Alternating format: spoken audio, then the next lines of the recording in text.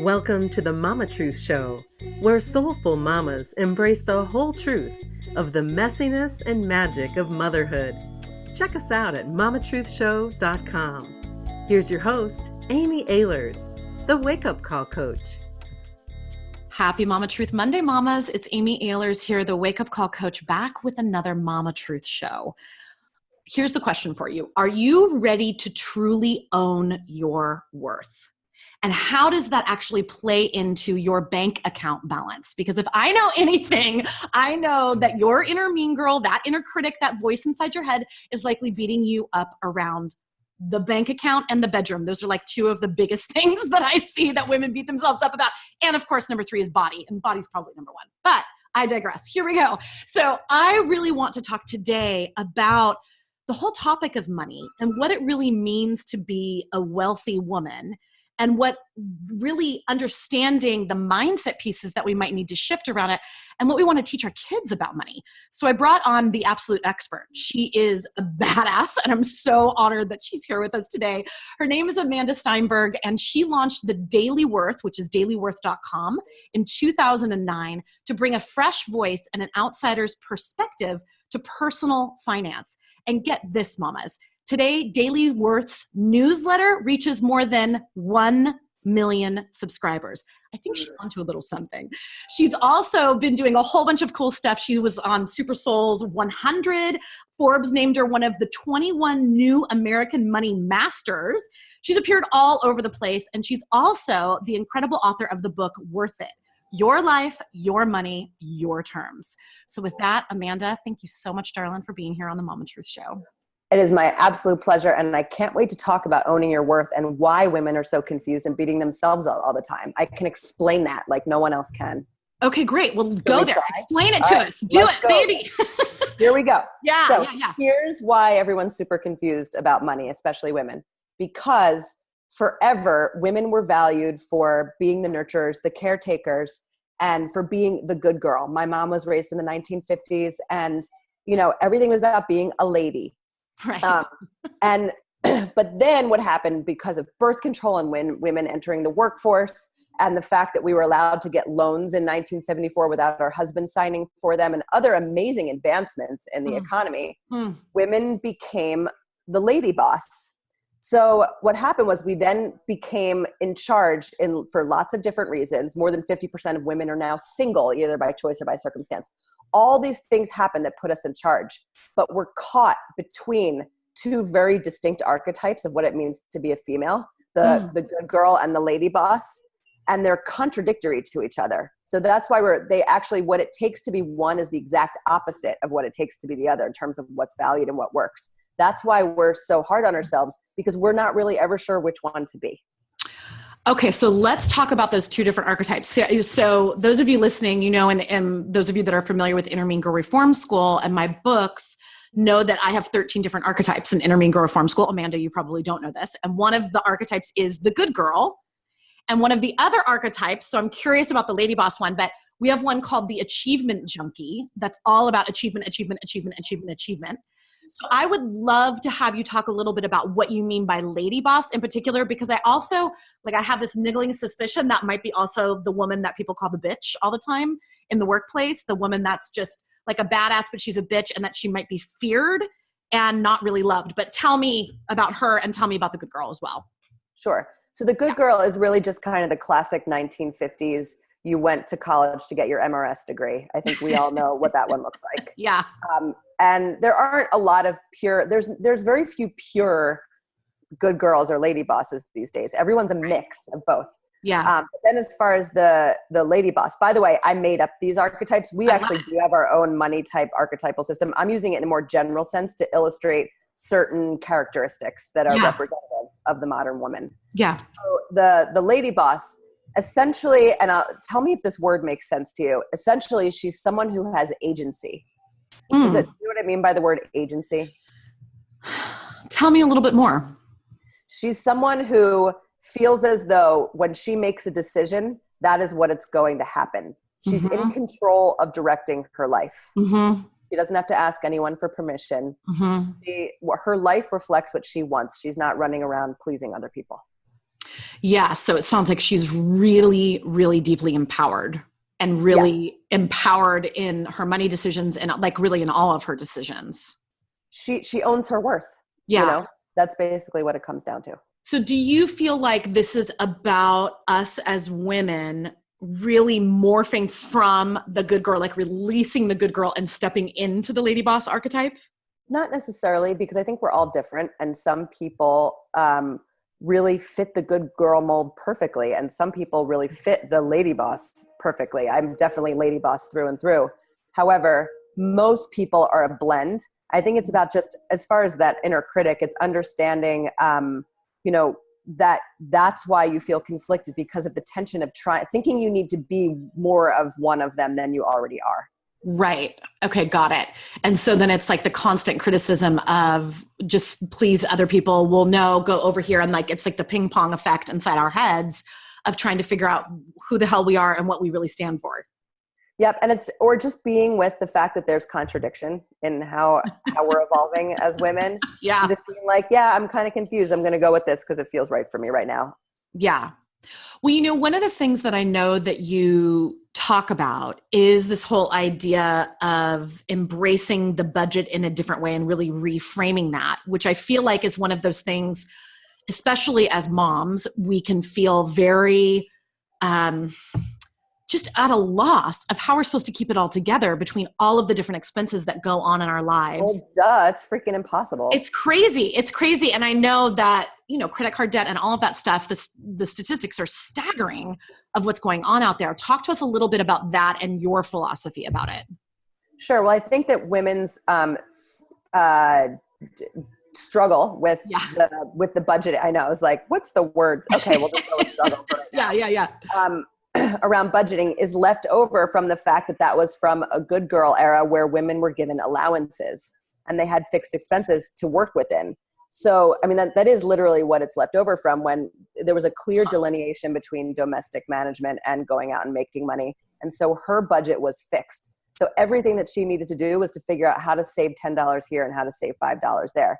Today, women are also earners. So we have certain things that we can do. They're going to have a way bigger impact on our spending than the $5 we save at the supermarket. However, because we've been conditioned to focus on budgeting as like the end all be all of money management, we try to do that, but it's like a disconnect of focusing on the trees when you need to get the forest first. So what's the forest? So the forest is your net worth. Mm-hmm. So if you're married, this is the single golden number. This is your North Star. So if you're married, it's your net worth with your husband or your domestic partner, however that works. And if you're single, it's just for you. And basically you look at how much is the value of your home worth if you own one, how much is in your retirement accounts and your investment accounts, and in very distinct circumstances, how much is your business worth? But let's leave business out of it for right now. Okay. Then what you add in your cash as well. Then you subtract from that the balance of your mortgage, the balance of your credit cards, the balance of your student loans, et cetera. And what you're left with is a single number. That's your net worth. Now, you could be making $200,000 a year, but still be negative $200,000 net worth. That's normal, especially if you have student loans or other things, especially if you didn't put a lot of down on your mortgage and you're paying a lot of interest at first. That's fine. Negative net worth doesn't mean that it's bad. It just means that you need to start focusing on what is going to make it move in a positive direction so you don't go further negative. Like the house that I bought when I was 25, I had no idea. I thought houses were investments. I didn't realize that I was going to put so much more money into maintaining the house than its appreciation, to the point where it became a $100,000 liability of what I thought was going to be an investment. So the thing to focus on is your net worth. It's not about the $5 here and the $10 there. It's what are the major structural items in your life that are going to enable you to build positive equity.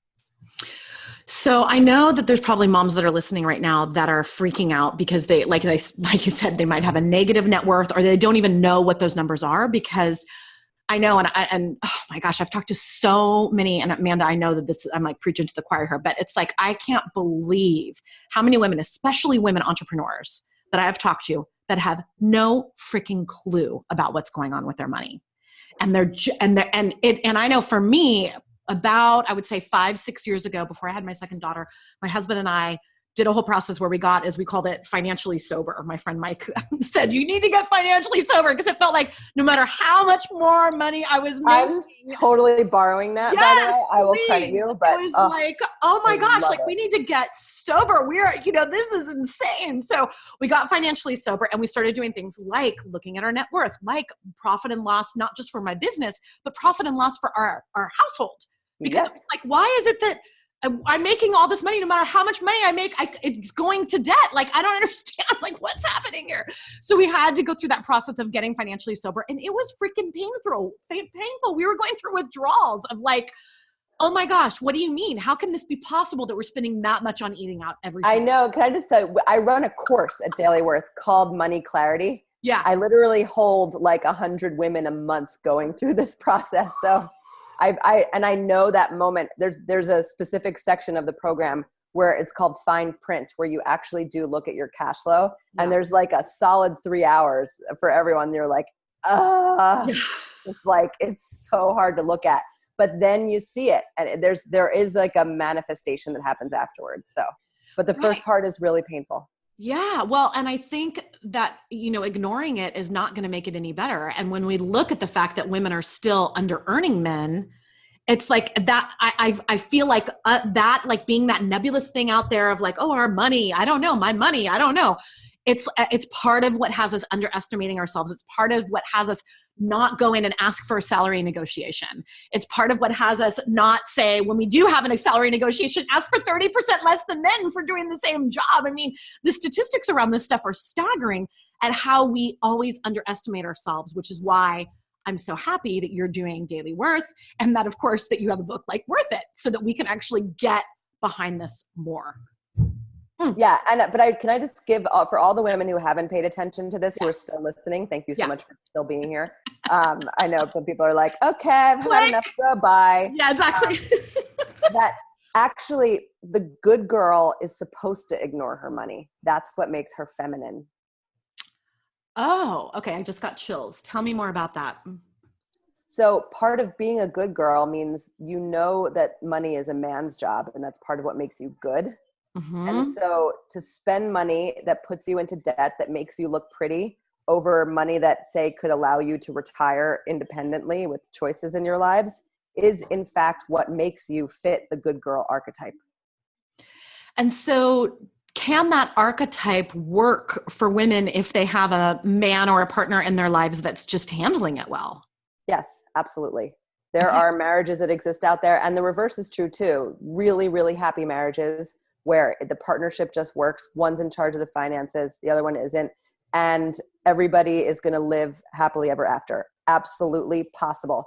However, there's always unknowns that happen to a certain percentage of them, and that's where it becomes heartbreaking. Yeah. Where it's like, I wonder, like, can anyone, even men, I encounter men all the time who are like, oh, my wife handles all the finances. I have no idea what we spend or what we earn. Yeah. And for everyone like that, it's like, life can sometimes deliver some really frightening curveballs. And, is it worth it to you to stay asleep around this stuff because it's so comfortable for you? And what are you putting at risk? It's just a question. I can't answer that for you. It's just, knocking on the door. I'd rather be me knocking on the door, making you a little bit uncomfortable right now, than the prospect of what could happen. Right. So, it's kind of esoteric. It's kind of, it's mostly hypothetical, but there we have it. We've covered it. Right. Well, and I think that most of us have either ourselves have experienced that kind of wake up call where things are not as they should be, or someone gets sick, or someone, or we know someone who's been through that scenario. I've known plenty of people who've had horrible health things happen to them where they're then responsible for someone else. And it changes everything. Yeah, absolutely.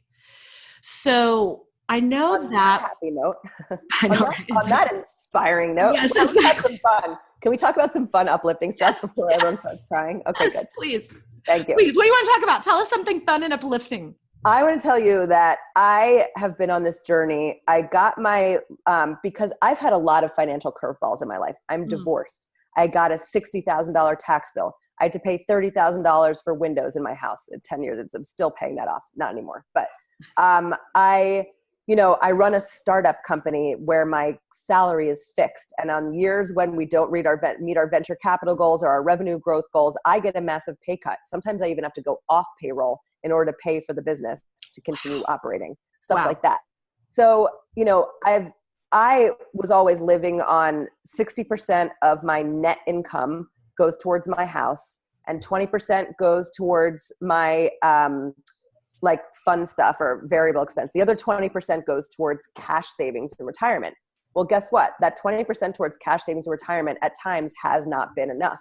Yeah. So as I put myself in the public as kind of an example, what I just did, I took a bold move. I was spending about 30% of my net income on my house previously. I got rid of the house and I just moved into a rental apartment that cost me 15%. And I want to talk about this of my net income. It cost me, it's like $2,000 a month down from like $3,500. So the thing about this apartment, even though I looked at it and I was like, oh my God, this place is tiny. Yeah. The thing that's been incredible about moving here is that my kids used to be in different rooms behind screens. Like my son would be upstairs and my daughter would be behind a wall, and I would be in the kitchen making dinner, staring at my laptop and stuff. And everyone was really separated. Yeah. And then on top of that, there was always like leaves to sweep and a lawn to mow. A neighbor even called like the authorities once because my lawn got so high. I'm like, I live in like the hippie community of Philadelphia. I'm like, seriously, I'm composting. Leave me alone. But it's just this house, even though it was like a reasonably sized house, it created all these separations and barriers and responsibilities and things breaking and all these costs. And I've moved in this tiny space and my kids and I were always together. We're never more than one wall apart, which is why you can probably hear the TV behind us, but that's just the way we roll here now. Yeah. And I can clean the whole thing in 15 minutes, like the whole thing, unload the dishwasher, fold the laundry, everything's within like arm's reach of each other. And I now have this like, this very soothing, calm, simple space. And I got to tell you, there is this massive benefit to downsizing, both in terms of cost as well as lifestyle. And I highly encourage all of you who have these big unwieldy lifestyles where money is just bleeding from you left and right to look at this. I feel like it's such a challenge, especially when, it's like, what are the values that we want to pass down to our kids about what we really value? What's the impact been on your kids of being in such close quarters and being so much closer? Has it been mostly positive for the most part? I can imagine that there might be times when they miss having a little bit more space from everybody. Nope. They love it. They're 8 and 11. Interesting. They love it. My daughter they now have a bunk bed where my daughter sleeps on top of my son. I thought there was going to be arguing about it. Not at all. They were getting out of the car the other morning to go to school. My daughter hugged my son for like 2 minutes. There's less stress. There's more love. There's more togetherness. Sometimes we're forced to watch TV shows that no one else wants to watch, but we're together. We're not all in these like separate, isolated compounds. And they feel safer too. Because, it's scary sometimes to be on another room or to go to sleep far away from mom and dad. Yeah. So, no, granted, we've only been here 3 months. So maybe we're in a honeymoon phase and my son is 11, going to turn 12. But I can't I'm not going to move into an RV. That would be a bit extreme. Not one of those tiny houses. Yeah, no, but yes, one of those tiny. The tiny house thing is, I'm already pushing the limits of some of these closets here. But I really love the fact that we're not all separated by walls and screens. And we're saving, $1,500 a month. That's incredible. Yeah. That's incredible. Well, I think that is super inspiring. And I think just the whole thing of like whether it's your home or extracurricular activities or eating out or, help around the house or whatever it is, it's like the question that I keep asking is like, where could we downsize? Like, what else could we downsize? I wonder what we could downsize. And it's so interesting because I feel like in our society, we're so programmed for more. It's about getting more. It's about having a bigger house, a better car, getting in line for the new Tesla, like whatever it is. And or I want to challenge that though. Is it about having more? Or is it about having a certain baseline of this is what people like me have, and I definitely couldn't have less? Like people like me don't drive a car like that, or people like me don't live in an apartment in our type of neighborhood. Those types of like, that just doesn't fit. You know, I never thought growing up that at age 40, living in Philadelphia, which is a very inexpensive town relative to San Francisco and New York, that I wouldn't be living in a house. You know, it just seemed like the healthy thing to do for children, you know, to have the yard, to allow them to be outside and stuff. You know, they barely went outside. My son plays Minecraft, like, is what it is. Yeah. No, it was this lawn to mow. But no, but I'm just, you know, it's like, it's just where is it? What ideas did we get about what our life is supposed to look like? And can we really afford that? Beautiful. Financial sobriety right there. Sorry. I'm coming off a little harsh tonight. It's just, I like it. I'm feeling kind of aggressive. I think it's because we brought out the lady boss early on. I like it. No, I think it's great. And that's what the Mama Truth show is about. Like, let's just tell the truth. Mamas, instead of like BSing around, like we just need to tell the truth and tell the truth, get to the truth about our money, get to the truth about where we're overspending, get to the truth about how we could downsize, get to the truth about how we can actually build real net worth in our lives. And I have a question for everyone that is just to help you answer all this. Yeah. Where are you spending money on things in your life to make other people happy that you don't actually care about? And is it actually making them happy? And does that impact you? Do you see what I'm saying? Yeah. Where are you spending money because it's going to make somebody else happy, but you don't really want to spend money on it? And is it working? Has it changed anything about your life?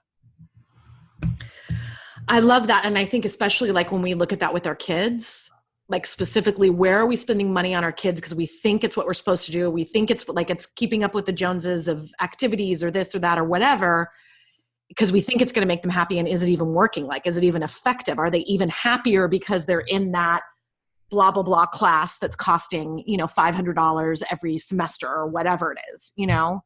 Yep. And that, I think that's really powerful because at the end of the day, like you're saying with your downsizing project, our kids just want to be with us. Exactly. They just want to be with us. They just like my daughter is behind the computer right now as I'm talking to you doing cartwheels back and forth. She does cartwheels from the moment she wakes up in the morning until she goes to sleep. And I think she even does them in her dreams. But yes, she's with us, listening to everything that I'm saying.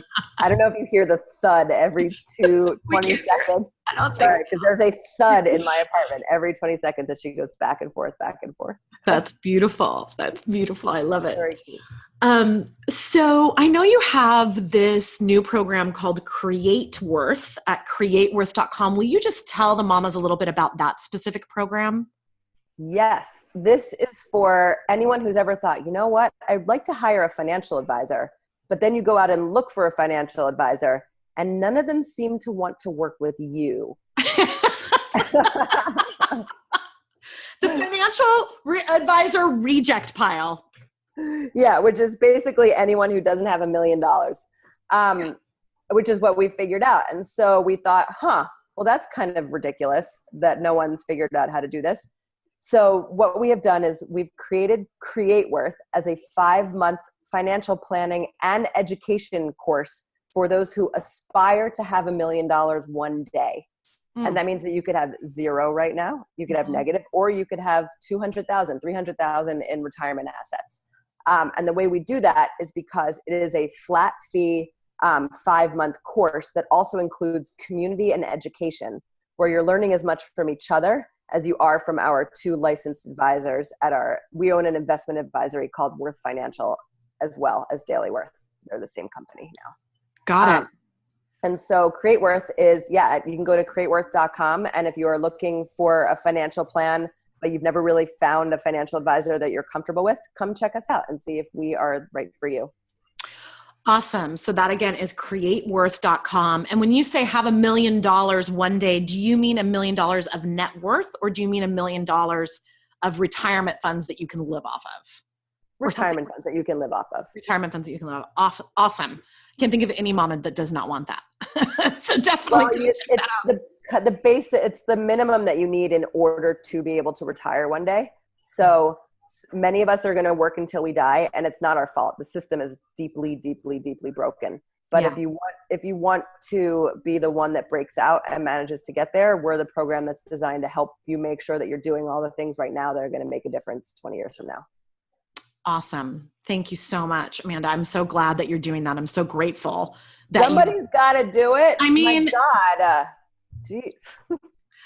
Yeah. Do you know how much money I could make as a computer programmer? Do you know how much money I was making? I don't need to do that. I'm kidding. I do. This is the only thing I need to do. It's the most important thing. And it astounds me that there's not more competition for what we're doing, honestly. Yeah. Yeah. Well, and I get that most people just want to go after the big, behemoth people and don't want to have to deal with the little people. And they do. They're all trying to say my minimum's 3 million, my minimum's 5 million. Yeah. And I'm like, well, what about everyone else? So now we're for everyone else. For women specifically though, because it's also about you moving into a place of agency. I'm bringing it all back. Awesome. Okay. So let me ask you one final question. This is a question I ask all Mama Truth Show guests. Mm-hmm. What is messy and what is magical about motherhood for you these days? What's messy about motherhood is the fact that we keep forgetting that when my kids have field trips or something, so they're like the kid that shows up without the right shirt and without the packed lunch. And it just sucks being that kid. And we did it again this morning. And my ex-husband and I, we try to put things on each other's calendars for each other. Like we try so hard and we still miss. And this morning was one of those mornings. And like we had to run to the convenience store. Anyways, that was I'm raising my hand with you and laughing because I know. It's so sad. I feel so bad for my children that we cannot seem to remember when it's like a special day that they're supposed to wear something. And see, all the other parents remember. We don't. I don't know. Did your school have a Google Calendar? No, yes, but you gotta import that. Import that. Oh, okay, good idea. All right, I'll import it into your calendar. Unfortunately, then you'll have a calendar that looks like mine, where there's like the middle school play, but you don't have a middle schooler. Today, I have a fifth grader and then my preschooler. But like for my fifth grader, it's like on my calendar will be like assembly of the blah blah blah, like the. Whatever ridiculousness is on my calendar, but it's all color coded. So I know, that's the school calendar. So I don't really need to worry about that, but that has helped tremendously. Thank you. So a little tip, here you go. I usually don't give advice when people share their messy, but I don't know, Amanda, you brought it out of me. Okay. I think because I'm so can relate. What's magical about motherhood for you? What's magical about motherhood? It was when my kids hugged each other the other day for no reason. I was like, oh my God. They don't want to kill each other. They actually love each other. How did that happen?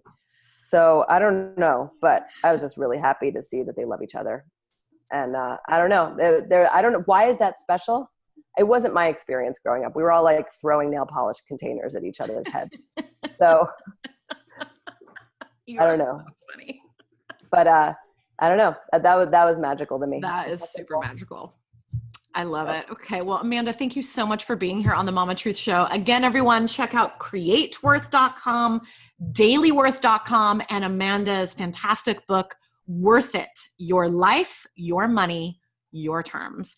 And I always like to say, buy a copy for yourself, buy a copy for a friend, and then buy a copy to just have around. And then you'll be having someone over and someone will say something and you'll be like, oh, I have the book for you. Or you can leave them one of those little free libraries that are all over neighborhoods, at least where I live. I don't know what's happening, but there you go. So buy 3 copies, share it with your friends, share the show. As always, that's the biggest compliment you can give is when you share the Mama Truth Show. So with that, everyone, it's Amy Ahlers signing off, reminding you to keep embracing the messiness and the magic of motherhood. Until next time, bye. Thanks for listening, mamas. Did you know that Amy has a new ebook out? It's called Sacred Self-Care for Moms, 7 Steps to Nurturing Yourself so you can be the mom you were born to be. And you can receive your free copy by going to sacredselfcarebook.com. That's sacredselfcarebook.com. And please don't keep the Mama Truth Show a secret. The biggest compliment you can give is to share the Mama Truth Show with your loved ones and write a review on iTunes. Until next time, keep embracing the messiness and the magic of motherhood.